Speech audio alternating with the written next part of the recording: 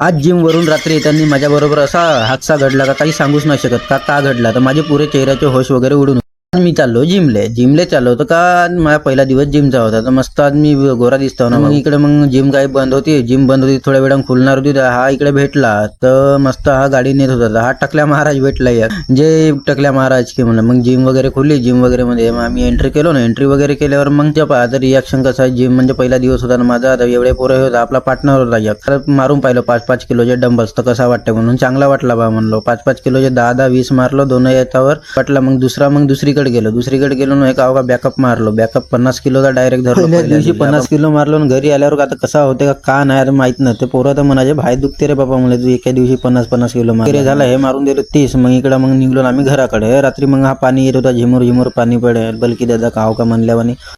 मग आम्ही सायकल धरून मग घराकडे वगैरे निघलो. तर हे दोघंही मस्त हसत होते. यायला कोणता भूत जमला. मग आम्ही थांबवलो एका प्लेसवर नाणी रील्स बनवता मस्त हसत होतो.